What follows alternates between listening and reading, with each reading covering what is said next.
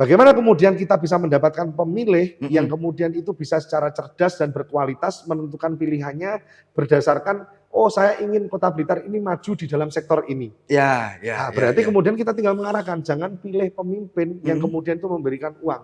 Karena apa?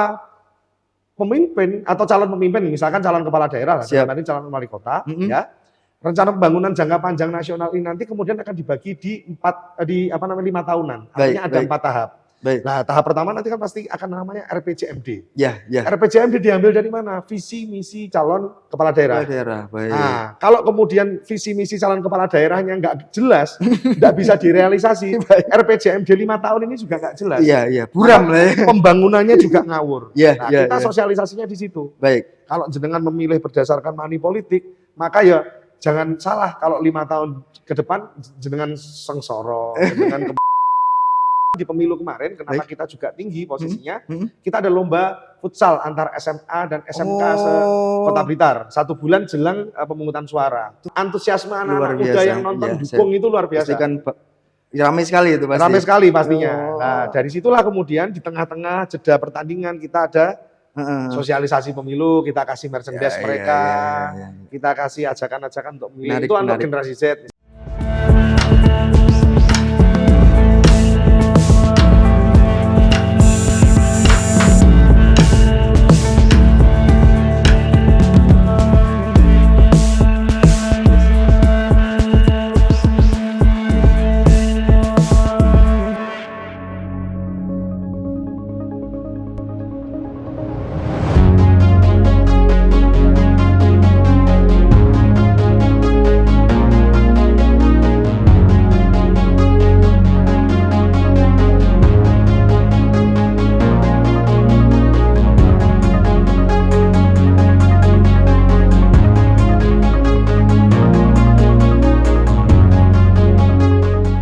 Warahmatullahi wabarakatuh. Salam sejahtera bagi kita semua. Salam Om Swastiastu, Namo Buddhaya, salam kebajikan. Jumpa lagi bersama saya Randy Nikoramanda, jurnalis harian Surya dan Tribun Jatim Network di program Mata Lokal Memilih. Bertempat di kantor KPU Kota Blitar. Saat ini saya sedang bersama Ketua KPU Kota Blitar, Bang Rangga Bisma Aditya. Untuk tahu lebih jauh mengenai persiapan KPU menyambut Pilkada serentak 2024, langsung saja kita sapa beliau. Assalamualaikum Bang. Waalaikumsalam warahmatullahi wabarakatuh. Gimana kabarnya Bang? Pangestu nih panjenengan. Sehat. Alhamdulillah. Bang, kami pengen tahu sih gimana sih tahapan yang sedang dihadapi oleh KPU Kota Blitar saat ini? Baik, terima kasih. Jadi kalau kaitan dengan Kota Blitar, ini sama seperti dengan daerah kota kabupaten yang lain tentunya, bahwa kita awali bahwa pemilu belum selesai. Pemilu belum selesai. Jadi tahapan yang ada di dalam PKPU nomor 3 tahun 2022, ini sekarang beririsan dengan PKPU nomor 2 tahun 2024. Di mana tahapan pemilu dan pilkada itu posisinya kemudian sedang kita kerjakan secara bersama-sama. Ya alhamdulillahnya untuk Kota Blitar dalam tahapan pemilu kita nggak masuk ke dalam tahapan PHPU. Ya, aman ya, kalau kemudian ya. Aman, alhamdulillah. Kalau untuk pilkada sama seperti di beberapa daerah kota kabupaten yang lain, kita juga sedang melaksanakan beberapa tahapan, diantaranya juga ada program Sosdiklir Parmas itu, jadi sosialisasi pendidikan partisipasi masyarakat, dan juga kaitan dengan rekrutmen SDM. Ya, jadi ada rekrutmen PPK, rekrutmen PPS, itu juga berlangsung di bulan ini, di bulan Mei. Tanggal 16 besok kita pelantikan PPK, tanggal 26 kita pelantikan PPS. Nah, pun juga setelah ini kita juga akan ada persiapan untuk pemutakhiran data pemilih. Sekaligus juga nanti berjalan ya, iya, sambil jalan juga nanti posisinya kita akan bentuk namanya Pantarleh. Ya, nanti kita akan merekrut 219 orang yang akan nanti kemudian memetakan jumlah pemilih di 219 TPS. Untuk di Kota Blitar ya? Di Kota Blitar itu. Jumlah DPD berapa tuh Bang? Kita kalau kemarin itu 119.087. Oh gitu ya. 119.087 untuk jumlah pemilihnya. Kalau kemudian kita bagi, karena rate-nya kalau pemilu itu maksimal 300 pemilih, kemarin kita ada 400 TPS, kita sekarang posisinya ada 219 TPS karena jumlah muatannya itu antara 500 sampai 600 pemilih. Baik. Kalau untuk tantangan Kota Blitar, apa sih yang biasa dihadapi oleh KPU Blitar untuk Pilkada serentak dan diantisipasi lah minimal, apa yang dilakukan? Ya, alhamdulillahirobbilalamin secara dinamika, secara baik kepesertaan maupun juga dari segi pemilih di Kota Blitar ini, alhamdulillah pemilihnya termasuk ke dalam bagian dari pemilih yang mudah untuk kemudian istilahnya menggunakan hak pilihnya, mudah untuk mengerti tahapan dan lain sebagainya karena aksesnya tidak terlalu kemudian luas wilayahnya, hanya ada 3 kecamatan di Kota Blitar sini. Jadi posisinya, kalaupun kemudian tantangan-tantangan lebih pada persoalan-persoalan teknis. Jadi misalkan pada persoalan-persoalan untuk kemudian misalnya pada waktu kita mengkoordinasikan tahapan-tahapan itu dengan teman-teman partai politik dengan jeda waktu tahapan yang kemudian tidak begitu panjang. Mungkin pada soal-soal itu aja. Tapi kalau soal-soal yang lain misalkan alhamdulillahnya di pemilu 2019 kemarin partisipasi masyarakat kita termasuk yang tertinggi ya, ya sepanjang penyelenggaraan pemilu pasca reformasi di Kota Blitar, 85%. Nah, yang kemudian juga menjadi perhatian bahwa Kota Blitar ini juga menjadi atensi khusus dari KPU RI karena kita juga punya rumah pintar pemilu nasional. Di ada 4 kota kabupaten dari total 514 kota kabupaten di seluruh Indonesia. Luar biasa itu. Ya. Spesialis ya itu ya. Spesial sekali itu. Alhamdulillahnya dapat amanah itu karena kita punya beberapa literasi yang kita bisa diseminasikan dari Blitar untuk Indonesia. Seperti itu. Artinya kan KPU terbantu sekali untuk meningkatkan pembelajaran masyarakat untuk mengetahui soal politik ya. Betul sekali. Jadi termasuk misalkan kita mau cari referensi literasi pemilu 55, referensi misalkan kaitan dengan pilkada 51. Jadi jauh sebelum pemilu 55, pemilu 51 itu posisinya juga sudah ada pilkada di Jogja dan juga Minas. Referensinya juga ada di sini. Artinya praktis kalau kita kembali lagi ke Kota Blitar, kota yang kemudian sangat cukup dinamis, kota yang kemudian cukup beragam, kota yang ibaratnya walaupun kecil tapi memiliki daya ledak untuk nasional ya. Di sini juga ada makam proklamator gitu ya. Nah, ruang-ruang itu yang coba kemudian kita ambil untuk mendiseminasikan hal-hal yang menyangkut keberhasilan pemilu di Kota Blitar ini sendiri. Seperti itu yang justru menjadi tantangan sebenarnya. Baik. Kalau untuk KPU Kota Blitar sendiri punya trik khusus nggak untuk meningkatkan partisipasi pemilih, Mas? Alhamdulillah di tahun 2020 kami juga kemarin itu dapat penghargaan dari KPU provinsi, partisipasi masyarakat nomor 2 terbesar se-Jawa Timur setelah Kabupaten Gresik. Kabupaten Gresik 81%, kita hampir 80%, 79,8%. Nah, trik and tricky-nya adalah kita yang pertama itu sesuai dengan kriteria jumlah pemilih harus kita identifikasi dulu. Jadi bagaimana kemudian lintas generasi, jadi misalkan kita petakan antara generasi baby boomer, generasi pre-baby boomer, generasi E, generasi Y, generasi Z. Itu kita petakan dulu berapa total jumlahnya. Nah, dengan kemudian posisi kita menyasar segmen pemilih itu tadi, posisinya, nah kita petakan program-program sosialisasi yang mau kita pilih. Contoh misalkan di pemilu kemarin, kenapa kita juga tinggi posisinya, kita ada lomba futsal antar SMA dan SMK Kota Blitar. 1 bulan jelang pemungutan suara. Itu menyentuh Gen Z itu tadi ya? Betul sekali. Pemilih pemula itu. Menyentuh Gen Z. Kalau kita bisa lihat di beberapa rekam jejak di media sosial dan juga di beberapa pemberitaan, termasuk kemarin juga dikabarkan oleh teman-teman di Tribun dan di Surya itu, kemudian kaitannya dengan antusiasme anak-anak muda yang nonton dukung itu luar biasa. Kan ramai sekali itu pasti. Ramai sekali pastinya. Nah, dari situlah kemudian di tengah-tengah jeda pertandingan kita ada sosialisasi pemilu, kita kasih merchandise mereka, kita kasih ajakan-ajakan untuk memilih. Itu untuk generasi Z misalkan. Untuk generasi Y misalkan, karena lebih senang mereka itu generasi-generasi yang senang diskusi, kita bikin semacam program pendidikan pemilih untuk sosialisasi tatap muka. Jadi kita ada semacam seminar-seminar kecil, semacam kemudian diskusi-diskusi publik. Untuk generasi X yang kemudian itu juga menjangkau proses karena mereka sekarang lagi duduk di ormas dan sebagainya. Nah, kita juga rangkul mereka ketika kemudian posisi menduduki ormas-ormas itu, kita juga undang mereka. Nah, termasuk yang generasi boomer dan baby boomer. Nah, dan juga tidak lupa kami juga mengundang teman-teman yang disabilitas untuk santer karena apa? Dengan total jumlah disabilitas di Kota Blitar 1.000 lebih posisinya. Gede ya Mas ya? Lumayan tinggi. Total pemilihnya 119.087. luar ya. biasa. Berarti posisinya hampir 1% tuh Iya, jumlah iya, dari iya, iya. pemilihnya. Maka partisipasi teman-teman disabilitas ini juga menjadi penting untuk kemudian Menjadi menjadi perhatian pelengkap. juga. Makanya kami sampaikan bahwa kepada teman-teman yang bekerja di TPS, mendirikan TPS, akses TPS harus ramah disabilitas. Baik, Saya baik, bilang baik. seperti itu. Baik. Kalau melihat jumlah DPT yang tidak terlalu banyak ya, ini kan berpotensi untuk para calon mengajukan dari jalur perseorangan. Ya. Nah, potensinya gimana sih Mas kalau di Kota Blitar nih?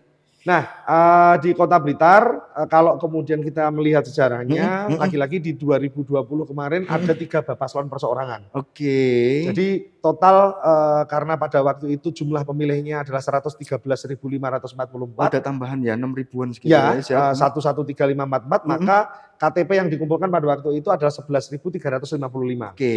Nah, sekarang di Pilkada 2024 dengan mengaca bahwa jumlah pemilihnya adalah 119.087, maka total KTP yang harus dibutuhkan 11.909. Yang kemudian harus terbagi di 2 kecamatan dari total 3 kecamatan yang ada. Siap. Nah, kemarin tanggal 8 Mei, sampai dengan tanggal 12 Mei kita membuka pendaftaran calon perseorangan dan hasil akhirnya nihil di Kota Blitar. Tidak ada yang mencalon ya? Tidak ada yang mencalonkan sama sekali di Kota Blitar kaitannya dengan pencalonan perseorangan. Baik. Ya mungkin adalah kaitan dengan peningkatan jumlah KTP yang kemudian harus ditingkatkan. Pada waktu 11.355, sekarang jadi 11.909. Oke. 2023 calon aja nggak ada yang bisa memenuhi. Nah, mungkin ada yang nyalon. Nah, faktor yang kedua adalah faktor ketika bicara tentang calon perseorangan yang ada sekarang, itu kemudian mungkin lebih melirik jalur partai. Oke. Karena kami melihat beberapa yang kemudian mendaftar di jalur partai itu juga aktor-aktor yang sebenarnya memiliki potensi untuk bisa masuk ke jalur perseorangan. Nah, saking terbukanya partai politik di Kota Blitar, mereka juga membuka pendaftaran secara terbuka yang ada di luar kader mereka juga. Mungkin mereka lebih memilih jalur itu untuk kemudian menjadi bagian dari. Pasalnya kita sudah melakukan sosialisasi. Oke. Jadi mulai tatap muka, mulai melalui teman-teman media, mulai juga kita melalui talk show, di beberapa kesempatan ketika kita sedang ada tahapan, termasuk penetapan, termasuk kemudian juga sosialisasi lomba sayembara jingle maskot, kita juga sosialisasi itu semua. Nah, sosialisasi sudah dilakukan baik melalui media luar ruang juga, baliho dan sebagainya. Nah, ini yang kemudian menjadi faktor anomali sendiri ketika kemarin Bapaslon di 2020 ada 3, sekarang nggak ada sama sekali. Nah, seperti itu. Akhirnya mereka lebih milih jalur di partai. Baik, kalau kita memotret perolehan partai politik di Pileg lalu, ada nggak partai yang bisa mencalon sendiri atau mereka semua harus bisa berkoalisi lah? Ya, kalau dari Kota Blitar sendiri, dari total 25 kursi yang ada bergeseran. Jadi kita kemarin sudah menetapkan kaitan dengan hasil perolehan kursi, di mana PDIP mendapat 8 kursi, dari sebelumnya 10 kursi, turun ya. Lalu kemudian PKB dari 4 kursi naik menjadi 5 kursi, lalu kemudian ada Partai Golkar dari 2 kursi naik menjadi 3 kursi, lalu kemudian dari Partai Gerindra tetap 2, dari Partai Amanat Nasional itu 0 dari 3. Sekarang dari sebelumnya 03, P3 itu Partai Persatuan Pembangunan tuh dari 3 tetap 3, lalu kemudian Demokrat dari 2 turun 1, yang kemudian 2019 ada, sekarang nggak ada, itu ada PKS dan Hanura.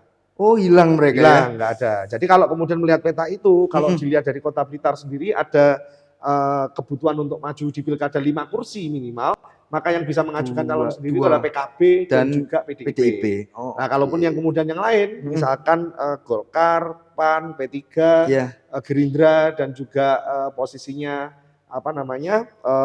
Demokrat, itu kemudian harus berkoalisi untuk kemudian maju atau mengajukan calon nanti di 27 sampai 29 Agustus 2024. Alhamdulillah. Baik, Mas, kalau kita ngomong persyaratan ya, saat pendaftaran bakal calon nanti, itu sih biasanya kan kita akan temui mereka mengajukan administrasi lah. Ya. Kalau kemudian ya kita nggak pengen ya, kalau kemudian ada ijazah palsu, diduga palsu, apa yang akan dilakukan oleh KPU Kota Kalau masih diduga, kita pastinya ada proses mekanisme tahapan di mana di situ ada verifikasi administrasi. Nah, pastinya kalau kemudian diragukan dan lain sebagainya, kita akan jalan ke instansi terkait. Misalkan kita meragukan soal ijazah, berarti kita harus datang ke dinas pendidikan atau ke lembaga pendidikan di mana yang bersangkutan itu kemudian melakukan proses belajar mengajar pada waktu itu. Kalau kemudian itu dinyatakan asli, ya sudah selesai. Kalau kemudian itu dinyatakan misalkan diragukan dan sebagainya, kita bisa nanti kemudian melakukan konsultasi sampai tingkat ke kementerian untuk yang kemudian menaungi itu. Kalau kemudian baru ada keputusan misalkan palsu dan lain sebagainya, maka yang bersangkutan dinyatakan gugur. Kalau kemudian istilahnya dalam hal administrasi, kalau soalnya ijazah. Nah, jadi kalau misalkan soal yang lain, katakanlah misalkan harus ada kewajiban LHKPN dan lain sebagainya, atau misalkan kaitan dengan administrasi biodata diri, barangkali kesesuaian usia, nah itu tergantung nanti dengan instansi masing-masing. Kita melakukan proses verifikasi administrasinya. Biasanya gitu kita ngomong agak sedikit tantangan-tantangan KPU ya. Biasanya kan kita di lapangan kita akan menemui problem netralitas. Nah, kira-kira apa sih trik atau cara KPU Kota Blitar untuk mengantisipasi hal itu? Ya, jadi kalau soal netralitas, kalau kaitannya ada dua yang kemudian sering diragukan. Yang pertama netralitas ASN dan yang kedua adalah netralitas penyelenggara. Kalau netralitas ASN itu nanti langsung yang kontak komunikasi teman-teman Bawaslu. Karena yang bisa masuk ke komite ASN yang kemudian secara regulasi diatur juga di Undang-Undang Nomor 7 Tahun 2017 itu ada teman-teman yang ada di Bawaslu. Ya, ketika kemudian ada ASN, ada dugaan yang kemudian tidak netral misalkan dalam melakukan proses kinerja ya, baik secara profesionalitas dan lain sebagainya. Nah, baru kalau penyelenggara, nah kita punya mekanisme etik. Di mana misalkan ada yang diragukan bahwa yang bersangkutan ini posisinya adalah memihak salah satu, laporkan kepada kami. Mekanisme internalnya akan kami sidang. Nah, kalau kemudian kami sendiri misalkan, kalau ada dugaan atau apa yang ada di KPU dan sebagainya, bukti-buktinya kirim ke DKPP, Dewan Kehormatan Penyelenggara Pemilu. Yang kemudian nanti pemeriksaannya bisa di kantor perwakilan Jawa Timur namanya TPD, tim pemeriksa daerah. Nah, kita bisa dipanggil di situ untuk dilakukan pemeriksaan apakah kita kemudian netral atau tidak. Artinya semua bisa diakses oleh masyarakat dan semua terbuka. Semuanya, karena tugas KPU adalah melayani, Mas. Betul.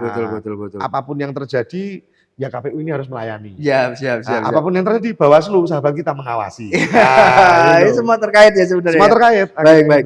Satu lagi, biasanya tantangan di lapangan kita akan menemui sikap-sikap pragmatis masyarakat. Kita ngomong pragmatis kan ada dugaan money politik. Mungkin trik apa sih yang dilakukan oleh KPU Kota Blitar untuk mengantisipasi atau apa yang akan dilakukan ketika muncul dugaan? Kalau kita sendiri lebih kepada ini, komitmen sama teman-teman Bawaslu di pencegahan, Mas. Kalau Bawaslu itu kan mereka mengantisipasinya di pencegahan. Kalau kita di KPU lewat apa? Pendidikan politik. Jadi contoh misalkan, apa yang membuat masyarakat kemudian kalau sekedar kita sosialisasi, ayo datang ke TPS besok nyoblos, itu sudah dilakukan sejak tahun 2004 pilkada langsung pemilu 2004 langsung, 2005 pilkada langsung. Kalau kita enggak, Mas, dalam hal proses pendidikan pemilih, dalam hal pendidikan pemilih ada dua yang kemudian kita sasar. Yang pertama adalah kita punya data-data, punya fakta-fakta, mana yang kemudian misalkan ada TPS yang minim untuk partisipasi masyarakat. Kita sasar di situ data-datanya, kenapa, baru kita cari solusinya. Jadi ada tesis, ada antitesis, nanti ada sintesis baru yang kemudian akhirnya muncul dari hal-hal itu yang kemudian kita bisa antisipasi. Nah, termasuk pada soal-soal yang kaitannya dengan misalkan money politik. Kita bisa mengarahkan, Mas. Ya kan? Contoh misalkan RPJPN, Rencana Pembangunan Jangka Panjang Nasional kita di 2025, 2045 kita baru. Termasuk turunannya adalah RPJPD, Rencana Pembangunan Jangka Panjang Daerah Kota Blitar, yang juga 2025 sampai 2045 baru.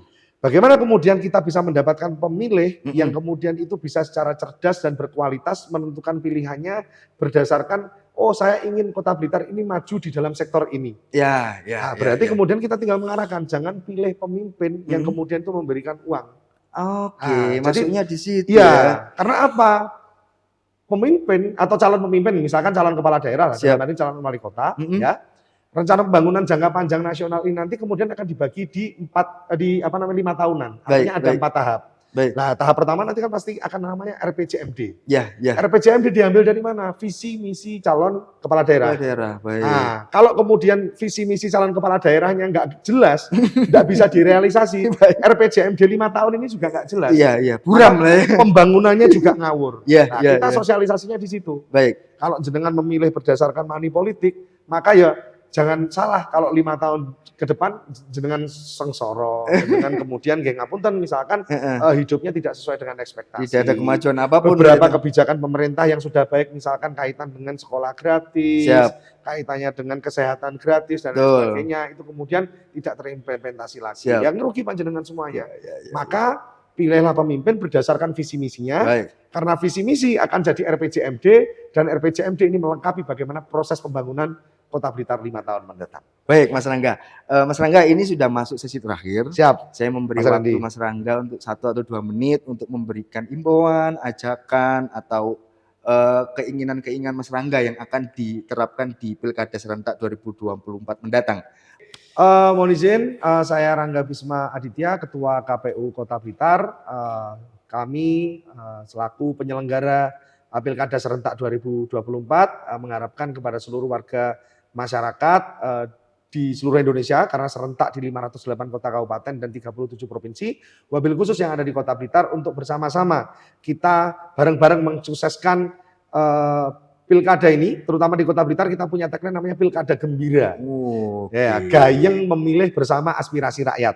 Nah, dengan semangat gembira itu, mari kita sukseskan pesta demokrasi untuk memilih bagaimana kemudian siapa yang nanti layak mewakili panjenengan, memimpin panjenengan semuanya untuk kemudian membangun Kota Blitar yang kemudian lebih baik. Itu yang pertama. Yang kedua, kami juga mengajak untuk panjenengan semuanya bergabung dan berpartisipasi ya ke dalam aktivitas tahapan pemilu, di mana kita juga rekrut PPK, rekrut PPS, rekrut Pantarlih dan juga nanti KPPS untuk bergabung dalam bagian sejarah penyelenggaraan Pilkada serentak pertama kali di Indonesia.